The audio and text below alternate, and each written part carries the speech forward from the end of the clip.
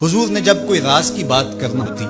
تو حضرت حذیفہ بن یمان سے کرتے، تو فرماتے ہیں کہ میں چونکہ حضور کے ساتھ نماز نہیں پڑھ سکا تھا، کافی وقت گزر گیا، تو ماں نے مجھے اجازت دی حضور کی خدمت میں حاضر ہونے کی۔ اس شرط پہ ماں نے چھٹی دے دی کہ حضور سے جا کے میرے لیے بھی اور اپنے لیے بھی مغفرت کی دعا کروانا، چونکہ صحابہ کی شدید آرزو ہوتی تھی کہ حضور کے ہاتھ اٹھ جائے۔ انہیں پتہ تھا کہ یہ ہاتھ اٹھ جائے تو باب اجابت تک پہنچتے ہیں، پھر خالی نہیں موڑے جاتے، تو کہا کہ حضور سے میرے لیے اور اپنے لیے مغفرت کی دعا کروانا۔ ماں نے اجازت دے دی تو یہ حضور کی خدمت میں آئے۔ کہتے ہیں میں نے مغرب کی نماز پڑھی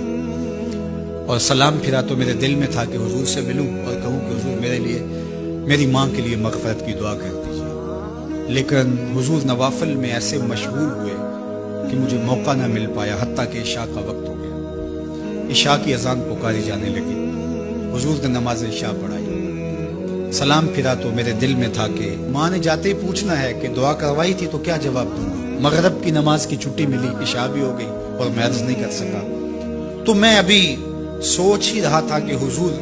حجرہ انور کی طرف بڑھ گئے۔ اب جنہوں نے مسجد نبوی کی حاضری کا شرف پایا ہے وہ جانتے ہیں کہ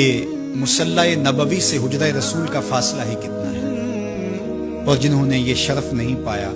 میری دعا ہے کہ وہ اڑ کے مدینے چلے جائیں۔ سچی بات ہے، جس نے وہ شہر نہیں دیکھا اس نے کچھ بھی نہیں دیکھا۔ جنوں ویک کے اکھیاں ٹھر دیاں نے، جنوں ویک کے ٹھر دا سینہ ہے، ربا تیری ساری خدائی وچوں بس اکو شہر مدینہ۔ آج اس وقت پوری دنیا کے اوپر جو وبا پھیلی ہے اس کی وجہ سے، جہاں اور بہت ساری چیزیں ہمارے لیے اذیت اور دکھ کا ذریعہ ہیں، وہاں ایک بہت بڑا دکھ ہے کہ مسجد نبوی کے دروازے بھی بند تھے۔ تو یہ دن تھے کہ حرم کی رونقیں دیکھنے والی ہوتی، مواج انور کے سامنے درودوں کی بہار ہوتی، مدینے میں بیٹھ کے حضور کے روضے کے سامنے حضور علیہ الصلوۃ والسلام کے شہر کی پکی ہوئی کھجوروں سے افطاری کرنے کا اپنا ہی لطف ہوتا۔ آج مدینے کے لوگ بھی ترس رہے ہیں، بچپن سے لڑکپن تک اور لڑکپن سے جوانی تک اور جوانی سے بڑھاپے تک 80 سال عمر ہو گئی، جنہوں نے رمضان المبارک کا روزہ مسجد نبوی سے باہر کبھی کھولا ہی نہیں، آج اپنے گھروں کی چھتوں پہ کھڑے ہو کے میناروں کو دیکھتے اور چیخیں مار رہے ہیں۔ اللہ اس وبا کے دن مختصر کر دے اور اس امت کے لیے آسانیاں پیدا کر دے۔ تو حضور علیہ السلام اٹھے مصلی انور سے اور اپنے حجرہ انور کی طرف چل پڑے۔ تو حضرت حذیفہ بن یمان کہتے ہیں کہ میں بھی حضور کے پیچھے چل پڑا، غیر ارادی طور پہ کچھ رفتار تیز ہو گئی تو قدموں سے آہٹ پیدا ہوئی، تو حضور نے ارشاد فرمایا کہ من ھذا، کون ہے؟ پھر خود ہی کہا حذیفہ تو نہیں؟ قلت نعم، میں نے کہا جی جی حضور میں حذیفہ ہوں۔ تو آقا کریم علیہ السلام نے کوئی توقف کیے بغیر فرمایا ما حاجتوں کا غفر اللہ لک ولی امک، اللہ تجھے بھی بخش دے، تیری ماں کو بھی بخش دے، کس کام آئے ہو؟ اب حذیفہ بن یمان کہتے ہیں جو کام تھا وہ تو جنبش لب سے پہلے ہو گیا، یہاں تو لفظوں کا سہارا نہیں لینا پڑتا، وہ بند لبوں کی بولیاں سمجھتے ہیں، تو کہتے ہیں کہ جو حاجت تھی وہ تو پوری ہو گئی، یہی تو کہنا تھا کہ حضور میرے لیے اور میری ماں کے لیے مغفرت کی دعا کیجیے۔ پھر حضور نے ارشاد فرمایا قال ان ھذا ملک لم ينزل الارض قط قبل هذه اللیلہ، اے حذیفہ یہ فرشتہ ہے